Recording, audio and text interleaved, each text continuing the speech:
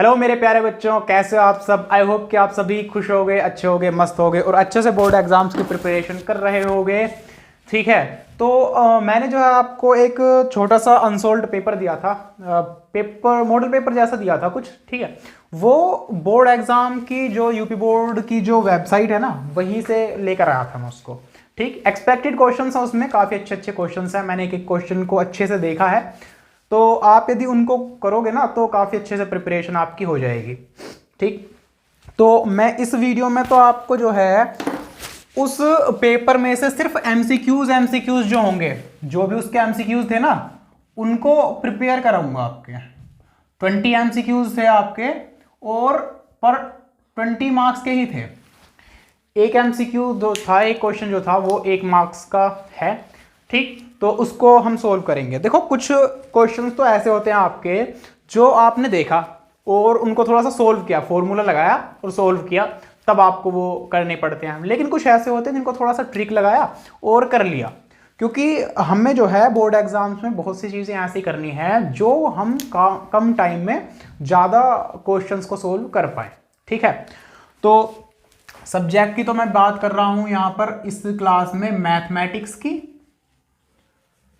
Okay, 10th class के लिए, जिन्हें नहीं पता है उनके लिए मैं बता देता हूं कि 10th क्लास की जो मैथमेटिक्स है, स्पेशली यूपी बोर्ड के बच्चों के लिए, उनके एमसीक्यूज जो होंगे 20 मार्क्स के, 20 एमसीक्यूज जो होंगे उनको हम यहां पर सोल्व करवाने जा रहे हैं।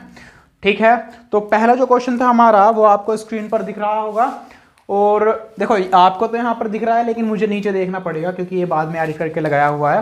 तो क्वेश्चन में है कि किन्हीं दो संख्याओं का एलसीएम 60 है तथा एचसीएफ 3 है यदि एक संख्या 12 है। भाई हमें क्या दे रखा है, देखो बहुत छोटा सा क्वेश्चन है, बहुत ही छोटा सा क्वेश्चन है, बहुत ही ईजी सा क्वेश्चन है। क्या दे रखा है, एलसीएम दे रखा है, एलसीएम कितना है 60, एचसीएफ दे रखा है, एचसीएफ कितना है 3 है ना, एचसीएफ दे रखा है 3। उसके बाद हमसे कह रहा है कि यदि एक संख्या, फर्स्ट जो डिजिट है सपोज कर लेते हैं भाई उसको ए मान लूं मैं, पहली नंबर को, या ऐसे लिख लेता हूं, पहली संख्या जो है वो है 12, 12 ही तो है। अब हमसे कह रहा है कि भाई दूसरी संख्या क्या होगी, ऑप्शन दिए हुए हैं। सबसे पहले मैं आपको इसके सामने ऐसे सॉल्व कर देता हूं। ठीक, उसके बाद में हम देख लेंगे। भाई आपको पता ही होता है कि पहली संख्या और दूसरी संख्या जो भी, यानी कि दो संख्याएं हैं, उनका एक एलसीएम है और एक एचसीएफ है। तो हमारे पास में फॉर्मूला होता है दो संख्याओं का गुणनफल, यानी कि product of two numbers is equal to LCM into HCF. दो संख्याओं का गुणनफल, मैं इंग्लिश में भी लिख रहा हूं इसको, प्रोडक्ट ऑफ नंबर्स, यानी कि दो संख्याओं का गुणनफल is equal to LCM into HCF. अरे यही तो होता है, दो संख्याओं का गुणनफल बराबर लैसे गुणा मैसा होता है, यानी कि एलसीएम गुणा एचसीएफ होता है। तो पहली संख्या क्या है भाई हमारे पास में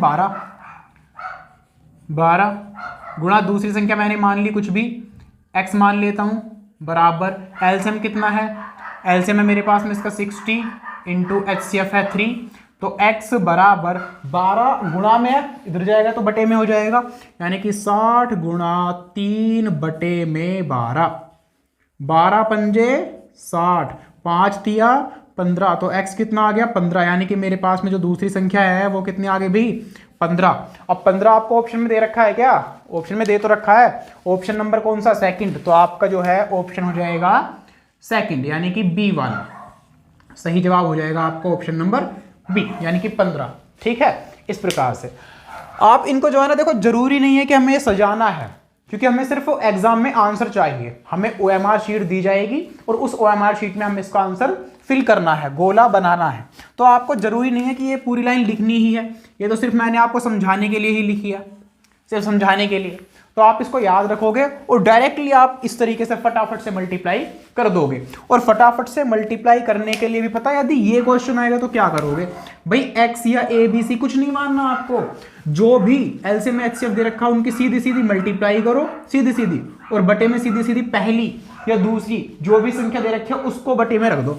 तो पहली संख्या थी 12, 12 पंजे 60, 5 तिया 15, इतना सा काम करना है बस आपको, और नहीं करना इसके अलावा कुछ भी। ऑप्शन सही आ गया, खत्म कहानी। ठीक है, सेकंड क्वेश्चन पर चलें भाई।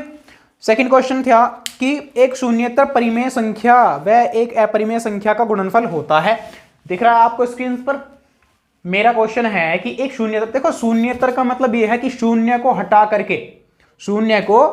करके परिमेय संख्या व एक अपरिमेय संख्या। देखो दो संख्या है मेरे पास, एक है परिमेय और एक है अपरिमेय। हमेशा याद रखना बेटा कि जब भी आप किसी परिमेय संख्या की गुणा करोगे अपरिमेय संख्या में तो आंसर हमेशा अपरिमेय ही आएगा। क्या आएगा?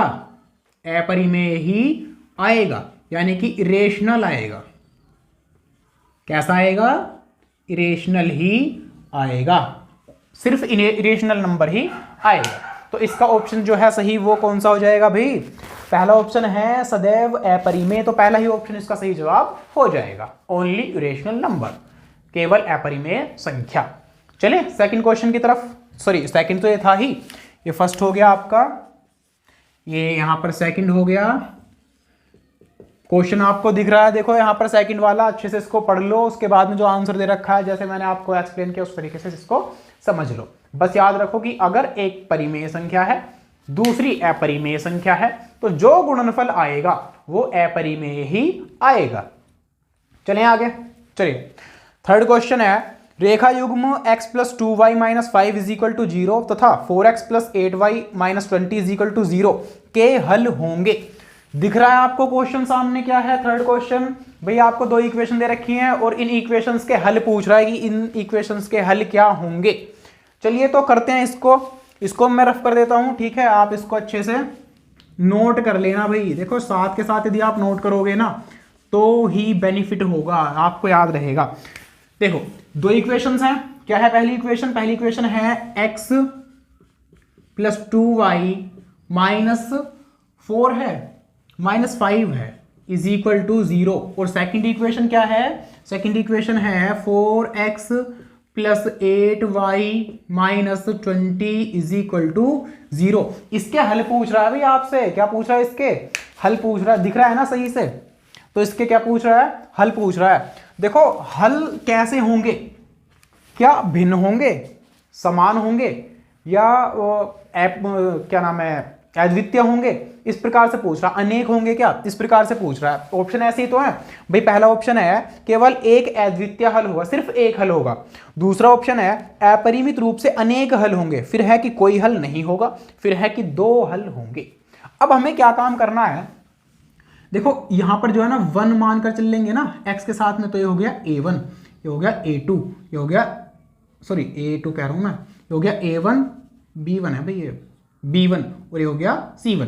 यहां पर ये हो गया a2, ये b2 और ये c2। दोनों इक्वेशंस में ऐसे आ गए ना हमारे पास में।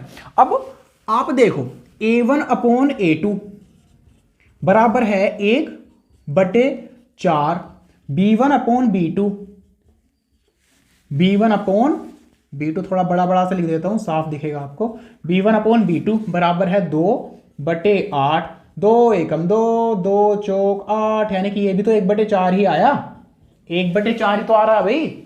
उसके बाद में c1/c2, ये है -5/-20, माइनस से माइनस कटिए, 5 1 5, 5 4 20, तो ये भी आया 1/4।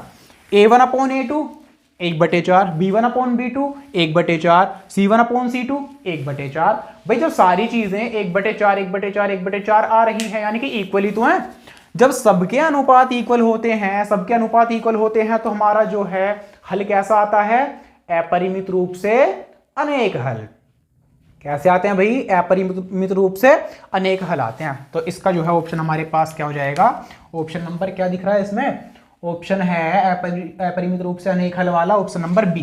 तो इसका सही जवाब हो जाएगा ऑप्शन नंबर बी, अपरिमित रूप से अनेक हल, क्योंकि तीनों अनुपात बराबर आ रहे हैं, तो अपरिमित रूप से अनेक हल इसका आंसर हो जाएगा। चलें क्वेश्चन नंबर 4 पर। तो क्वेश्चन नंबर 4 है, इसमें देखो कह रहा है कि वह बड़ी से बड़ी संख्या ज्ञात कीजिए जिससे 70 और 125 को विभाजित करने पर क्रमशः 5 व 8 प्राप्त हो। दिख रहा है ना क्वेश्चन? भाई क्या कह रहा है कि वह बड़ी से बड़ी संख्या जिसको यदि 70 से डिवाइड करें तो 5 बचेगा, और यदि 125 से डिवाइड करें तो 8 बचेगा। यही तो कह रहा है, बड़ी से बड़ी कह रहा है। देखो जब भाई इस प्रकार का क्वेश्चन आए ना तो आपको क्या काम करना है, 70 में से 5 को माइनस किया, 70 में से 5 को माइनस किया तो कितना बचा भाई मेरे पास में 65, और 125 में से 8 को माइनस किया, 125 में से 8 को माइनस करूंगा तो मेरे पास में कितना बचेगा भाई, कितना बचेगा 117 ही तो बचेगा, 117 बचा। अब देखो 65 आया, 117 आया, आपको क्या काम करना है, इन दोनों के कर देने हैं फैक्टर। क्या करने हैं, इन दोनों के फैक्टर करने हैं। देखो 65 के जो फैक्टर आएंगे वो क्या आएंगे, 13 इंटू 5, 13 पंजे 65 होता है ना, तो 13 गुणा 5 आ गया। 117 के जब मैं फैक्टर करूंगा तो मेरे पास में क्या आएगा, सबसे पहले आएगा 3 भाई, क्योंकि 3 तिया 9 और 2 बचा, 3 नम 27। अब 39 बचा तो 3 एकम 3, 3 तिया 9, यानी कि 3 फिर से आया और 13 भाई, 3 तिया 9 और 13 निम्मा 117, तो 3 गुणा 13 ये आ गया। अब देखो दोनों के गुणनखंड करके आ गया। अब जो गुणनखंड आए हैं आपको क्या काम करना है, इनमें कॉमन संख्या देखो, कॉमन क्या दिख रहा है आपको भाई, 13 इसमें आ रहा है, इसमें भी आ रहा है, तो वो बड़ी से बड़ी संख्या जिससे वह बड़ी से बड़ी संख्या जिससे यदि मैं 70 को भाग करूं तो 5 बचेगा, 125 को भाग करूं तो 8 बचेगा, वो संख्या 13 है। चाहो तो करके देख सकते हो, 13 से अगर 70 को भाग करोगे तो 13 पंजे 65 आया, और क्या बचा शेषफल, 5 बचा, 5 ही कह रहा था क्वेश्चन में। यदि 13 से आप 125 को भाग करोगे तो 13 निम्मा 117, 117 आ गया, कितना बचा, 8 बचा, तो 8 आ गया ना, तो वो बड़ी से बड़ी संख्या है 13। 13 ऑप्शन में है क्या, 13 है। देखो पहला ऑप्शन 13 ही तो है, यहां आपको यहां पर दिख रहा होगा ना, पहला ऑप्शन क्या है, 13 ही तो है, तो ऑप्शन नंबर ए इसका सही जवाब हो जाएगा। ठीक है बेटा, आई होप कि आप सभी इनको अच्छे से समझ रहे होंगे, एक एक क्वेश्चन को सही से ध्यान से देख रहे होंगे। ठीक है, तो चलते हैं नेक्स्ट क्वेश्चन की तरफ। नेक्स्ट क्वेश्चन है क्वेश्चन नंबर 5। ये कह रहा है कि 3 के प्रथम 5 गुणजों का योगफल होगा। 3 के, देखो आपको क्वेश्चन दिख रहा है, इसमें कह रहा है कि 3 के प्रथम 5 गुणज। क्या बात कर रहा है भाई, 3 के प्रथम 5 गुणज, यानी कि 3 के स्टार्टिंग के 5 मल्टीपल्स क्या हैं, 3 है, 6 है, 9 है, 12 है, 15 है, हुए 5, 1 2 3 4 5 हो गए। अब भाई इनका योगफल कह रहा है। देखो ये तो बहुत छोटी सी संख्या है, आप इनका सीधा सीधा निकाल सकते हो, और आपको एमसीक्यूज ही तो करने हैं, आपको सीधा आंसर चाहिए। हालांकि सबसे पहले चलो मैं इसका आंसर बता देता हूं सीधा सीधा ऐसे ही। देखो क्या करना, आपको इन सभी को ऐड कर देना है, ऐड कर देना है। ऐड करते ही आपका इनका 45 आंसर आ जाएगा। कितना आ जाएगा, 45 आंसर आ जाएगा भाई, 45 ही तो आ जाएगा। तो ऑप्शन नंबर जो हो जाएगा मेरा ए, इसका सही जवाब हो जाएगा। कुछ भी नहीं था इस क्वेश्चन में, क्या कुछ था, लेकिन इस क्वेश्चन को आप दूसरे तरीके से, यदि क्या नाम है, वेरी शॉर्ट में क्वेश्चन आएगा तो पता आपको क्या करना पड़ेगा, आपको फॉर्मूला लगाना पड़ेगा। SN वाला, sum of numbers is equal to होता है n/2 ब्रैकेट में 2a plus n-1 into D. ये तो होता है भाई n/2, n मतलब टोटल जो नंबर्स हैं, टोटल नंबर्स 1 2 3 4 5, यानी कि 5/2। अगर मैं इसको 5/2 कर लूंगा, 5/2 ब्रैकेट में 2a, a होती है पहली संख्या, यानी कि 2 तिया 6, डायरेक्टली 6 लिख रहा हूं मैं, प्लस n-1, n मतलब 5, 5 माइनस 1 और गुणा डी, डी होता है डिफरेंस इनका, 6 में से 3 गया तो 3, यानी कि डिफरेंस आ गया इसका 3। 5/2 गुणा 6 प्लस 5 में से 1 गया तो 4, 4 तिया 12, तो 6 प्लस 12, 5/2 गुणा 12, 2 छिक्का 12, 6 पंजे 1 मिनट, ये यहां पर मिस्टेक कर दी भाई। 5/2 गुणा 6 और 12, 6 और 12 होते हैं 18, 2 9 18, 9 पंजे 45। अभी भी आंसर क्या आया, 45 ही तो आया, लेकिन ये आपको जो है ना ये फॉर्मूला लगा करके तब करना है अगर वेरी शॉर्ट में दिया हुआ है तो, तब आपको क्योंकि दिखाना होता है कि कहां से आया। यहां पर तो आप डायरेक्टली भाई लिखो, कर दो काम खत्म, ठीक है। आई होप कि आप सभी को समझ में आ रहा होगा। तो ये कौन सा क्वेश्चन हो गया हमारा, ये हो गया क्वेश्चन नंबर 5 के लिए, ठीक। ये था क्वेश्चन नंबर 4। फटाफट से इनको नोट कर लीजिए, ठीक है। फिर चलते हैं नेक्स्ट क्वेश्चन की तरफ। तो चलते हैं क्वेश्चन नंबर 6 की तरफ। क्वेश्चन नंबर 6 आपको दिख रहा है, इसमें देखो क्या कह रहा है कि द्विघात समीकरण 2x² - 4x + 3 = 0। आपको एक द्विघात समीकरण दी हुई है, द्विघात समीकरण है 2x² - 4x, 2x² - 4x + 5 = 0। अब ये क्या कह रहा है भाई, इसमें इसके बारे में निम्नलिखित कथन दिए हुए हैं। कथन क्या दे रखे हैं भाई कि समीकरण के विविक्तिकर 0 से कम है, ठीक है। समीकरण का कोई मूल वास्तविक नहीं है। चलिए, तीसरा है कि समीकरण के विविक्तिकर 0 है, मूल वास्तविक हैं। उसके बाद में जो है आपको ऑप्शन दिए हुए हैं। अच्छा, ये कथन है, फिर ऑप्शन दे रखे हैं।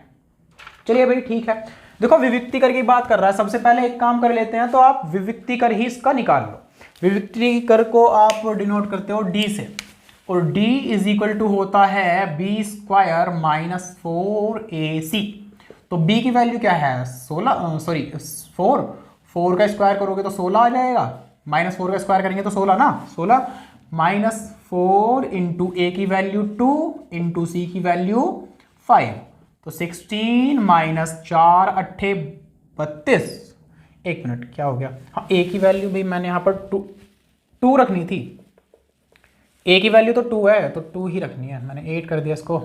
हाँ, तो 4 × 2 × 5, 4 दूनी 8, 8 पंजे 40, 40 ना। b² - 4 × a की वैल्यू है 2 × c की वैल्यू है 5, तो 4 × 2 × 5, चलिए 4 दूनी 8 और 8 पंजे 40। 16 में से 40 को माइनस करेंगे तो क्या बचेगा मेरे पास में, कितना बचा, 6 में से 10 में से 6 गया तो 4, यहाँ पर 3 में से 1 गया तो 2, यानी कि 24, वो भी माइनस का। अब देखो d की वैल्यू जो है भाई आपके पास में 24 आई है। कितने आई है d की वैल्यू 24, और वो भी माइनस की आई है। माइनस की आई है तो 0 से छोटी या बड़ी, 0 से छोटी। अब मैंने आपको एक बार जो है आपकी क्लास में बताया था कि यदि d का मान 0 से छोटा आए, 0 से कैसा आए, छोटा आए, तो मूल जो होते हैं वो वास्तविक नहीं होते, यानी कि काल्पनिक होते हैं भाई। कैसे होते हैं, काल्पनिक, इमेजिनरी होते हैं। कैसे होते हैं, इमेजिनरी। तो हमारे पास में 2 चीजें निकल कर आई। देखो, पहली तो एक कि d का जो मान है, विविक्तिकर का जो मान है वो 0 से कम है, और 0 से कम है तो इसका मतलब मूल वास्तविक नहीं है। मूल कैसे हैं, वास्तविक नहीं है। तो इसका मतलब भाई मेरे ख्याल से तो पहला और दूसरा जो कथन है वो सही है।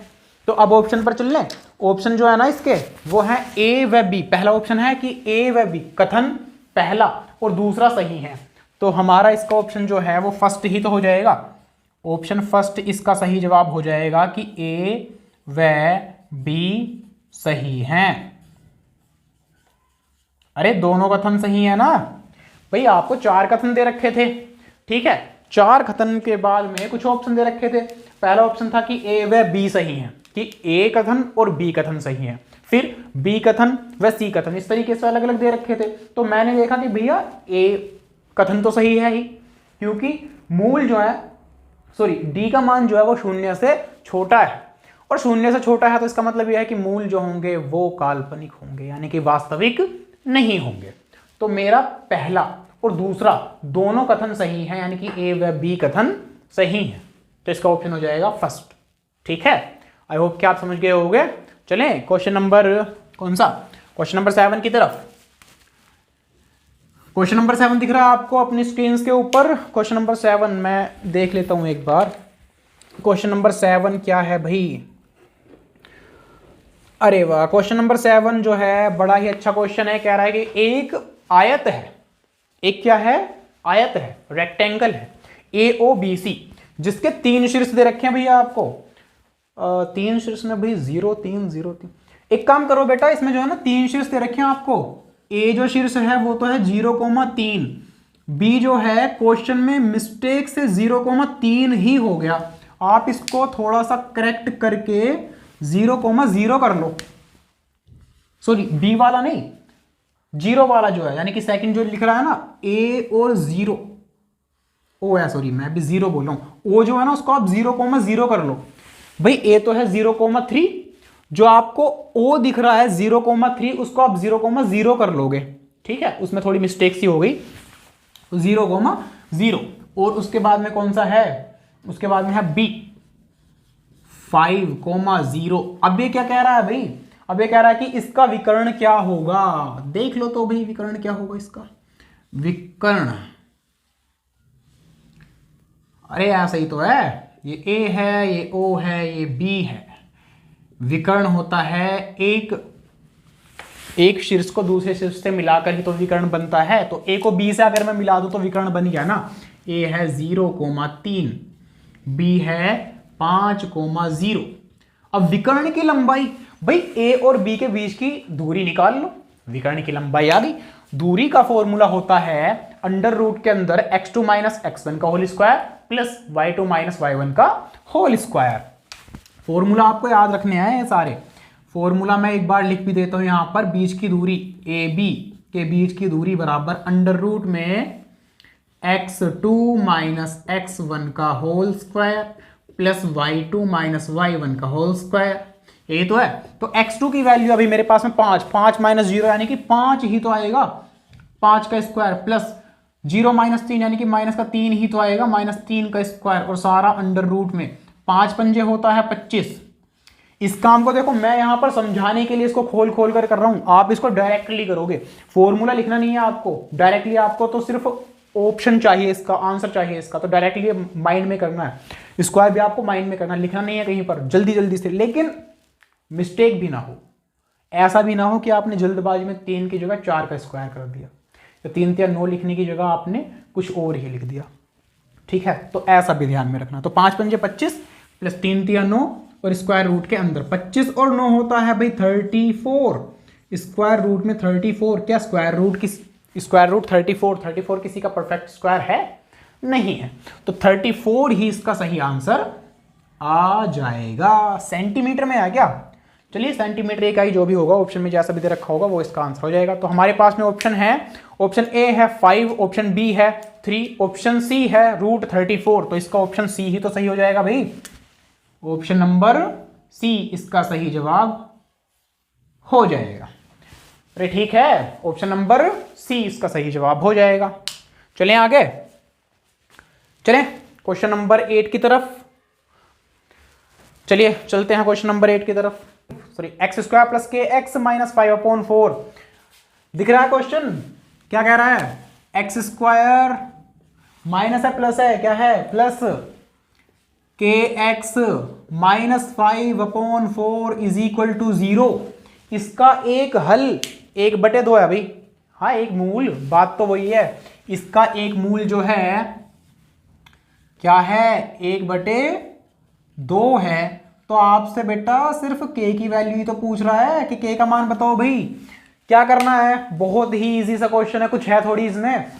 अरे मूल 1/2 है तो इसका मतलब ये है कि x का मान दे दिया आपको 1/2। अब बताओ भाई, इक्वेशन में x की वैल्यू 1/2 रख लो। मैंने आपको इस प्रकार के क्वेश्चन कई बार करवाए हैं, तो आप कर लोगे ना इसको। x के स्थान पर 1/2 रख दो। k का मान आपको चाहिए, तो जिसका मान चाहिए होता है उसको एक साइड में रखते हैं, बाकी सारी वैल्यूज दूसरे साइड में ले जाते हैं। तो यहां से मेरे पास में k का मान कुछ भी आ जाएगा। आप इसको खुद से ही सोल्व करोगे, होमवर्क के लिए दे रहा हूं इसको आपको, आप इसको खुद से ही सोल्व करोगे। ठीक है भाई, मैं चल रहा हूं क्वेश्चन नंबर 9 की तरफ। क्वेश्चन नंबर 9 में है कि 2 त्रिभुज समरूप होते हैं यदि। बताओ भाई क्या है इस क्वेश्चन में? कह रहा है कि 2 त्रिभुज समरूप कब होते हैं? अरे समरूपता का नियम ये है कि भैया जब किसी त्रिभुज के संगत कोण बराबर हो, संगत कोण कैसे हो, बराबर हो। संगत कोण मतलब नीचे वाला और इस साइड वाला है तो यही साइड वाला। अरे देखो ऐसा एक त्रिभुज ये है, एक त्रिभुज ये है, तो संगत कोण का मतलब पता है क्या होगा, पता नहीं कैसा बन गया ये, ठीक है। संगत कोण का मतलब है ये वाला, इसका ये वाला कोण इसके इस वाले कोण के बराबर हो, इस वाले कोण के बराबर हो। संगत कोण तो हो बराबर, और संगत भुजाएं जो हो, क्या हो, संगत भुजाएं, उनका अनुपात बराबर हो, यानी कि वो समानुपात में हो। संगत कोण बराबर हो, ये वाला कोण बराबर हो, और संगत भुजाओं का अनुपात बराबर हो, इसका अनुपात इसके अनुपात के बराबर हो। एक तरीके से अनुपात बराबर हो और संगत कोण बराबर हो तो वो त्रिभुज होते हैं कैसे, जी हाँ बिल्कुल। तो इसका जो है ऑप्शन नंबर कौन सा दिख रहा है हमें, इसके संगत कोण बराबर हो, ठीक है, पहली बात तो सही होगी। दूसरा ऑप्शन है कि संगत भुजाएं बराबर हो, सॉरी एक ही अनुपात में, ठीक है, दूसरी बात भी सही होगी। उपर्युक्त तो दोनों, तो ठीक है, हम ऑप्शन नंबर सी ही इसका लगाएंगे कि उपर्युक्त दोनों कथन या उपर्युक्त दोनों विकल्प सही हैं। अरे पहला विकल्प भी सही है क्योंकि संगत कोण बराबर होने चाहिए, और दूसरा विकल्प भी सही है क्योंकि संगत भुजाओं का अनुपात बराबर होना चाहिए। ठीक है, चलें क्वेश्चन नंबर 10 की तरफ। आई थिंक वीडियो भी थोड़ी ज़्यादा लंबी सी हो रही है, तो क्वेश्चन नंबर 10 को भी देख लेते हैं जल्दी से फटाफट से। कह रहा है यदि एक समकोण त्रिभुज ABC में C 90 डिग्री है भाई, AC 3 सेंटीमीटर है और BC 4 सेंटीमीटर है, तो बिंदु C से जाने वाली माध्यिका की माप क्या होगी। चलिए इसको थोड़ा सा मैं आपको एक्सप्लेन कर देता हूं, इसको आप होमवर्क में करके लेकर आओगे भी। बहुत ही इजी क्वेश्चन है, बहुत ही इजी। पाइथागोरस प्रमेय लगानी है, सिर्फ कुछ भी नहीं करना। देखिए एक ट्रायंगल बना दिया मैंने ABC, ABC। मैंने यहां पर C पता क्यों रखा है, क्योंकि C को 90 डिग्री कह रहा है ऑलरेडी, जैसा क्वेश्चन में कहा है वैसे ही रखो, उसके अलावा कुछ नहीं करना। ठीक है, तो AC 3 सेंटीमीटर है, AC 3 सेंटीमीटर, और BC है क्या, BC है 4 सेंटीमीटर। भाई एक बात बताओ मुझे, क्या आप AB की वैल्यू निकाल नहीं सकते? अरे AB की वैल्यू निकाल दोगे पाइथागोरस प्रमेय से कर्ण मान करके, ये कुछ भी आ जाएगी, आ जाएगी कुछ भी। चलिए आगे फिर कह रहा है, उसके बाद में अभी क्वेश्चन हुआ नहीं है, अभी कह रहा है कि C से जाने वाली माध्यिका की माप बताइए। देखो भाई C से जाने वाली माध्यिका, माध्यिका वो होती है जो त्रिभुज को समान भागों में बांटती है और इधर 90 डिग्री का एंगल बनाएगी, इधर 90 डिग्री का एंगल बनाएगी। तो अब आपको ये जो भुजा है ना C, इसको मैं अगर M कहूं तो CM की वैल्यू निकालनी है भाई। ये 4 है, क्या है ये 4 है, कर्ण आ जाएगा कुछ भी, कर्ण आते ही कर्ण को आप हाफ हाफ कर दोगे क्योंकि ये हाफ हाफ आ जाएगा। इसका हाफ आने के बाद में ये वाली भुजा कुछ भी आ जाएगी, ये 90 डिग्री है, ये एक भुजा है, तो इस CMB को या BMC को आप एक समकोण त्रिभुज मान लोगे और उसको समकोण त्रिभुज मान करके आप CM की वैल्यू को निकाल दोगे, CM की वैल्यू को निकाल दोगे। इस क्वेश्चन को स्वयं करेंगे। यदि कुछ भी प्रॉब्लम आती है, कुछ भी डाउट आता है तो आप कमेंट करेंगे, या फिर जिनके पास भी, जिन बच्चों के पास भी मेरा नंबर है व्हाट्सएप वाला, उस पर मैसेज करके मुझसे कहेंगे कि सर ये वाला क्वेश्चन नहीं हुआ, प्लीज बता दो हमको। ठीक है, मैं आपको इसका सॉल्यूशन कराऊंगा। तो वीडियो काफी लंबी हो गई, तो इसलिए जो है मैं बेटा इसको बस यहीं पर खत्म करता हूं। 10 क्वेश्चन हुए हमारे इस प्रैक्टिस सेट के, 10 रह गए। अब 10 में से जो है ना आपको क्या काम करना है, जो मैंने आपको क्वेश्चन दिए थे उन 10 को, जो बचे हुए हैं उनको आपको करके देखना है, और इनको जो है मैं आपको कल सोल्व करके या तो डाल दूंगा, वीडियो अपलोड कर दूंगा, या फिर किसी भी लाइव क्लास में आज शाम वाली में या फिर कल वाली में इनको सोल्व कर लेंगे। ठीक है, तो उम्मीद करता हूं कि आप सभी को ये सारे क्वेश्चन अच्छे से समझ में आए होंगे। ठीक है, यदि कुछ कमी रही हो किसी क्वेश्चन को समझाने में, किसी चीज के तरीके में कुछ कमी रही हो तो प्लीज कमेंट करके जरूर बताएं। ठीक है, और अपने फ्रेंड्स के साथ में और जो भी स्टूडेंट्स हैं 10th क्लास के, उनके साथ में इस वीडियो को शेयर करें। और अच्छे से प्रिपरेशन करें, काफ़ी कम टाइम बचा हुआ है, जल्दी जल्दी सारा सिलेबस जो है उसको हम रिकवर कर लेंगे और हमारे जो भी प्रैक्टिस सेट्स हैं उनको कंप्लीट कर लेंगे। तो मिलते हैं आपसे नेक्स्ट क्लास में, तब तक के लिए प्यारे बच्चों wish you happy exams and bye bye.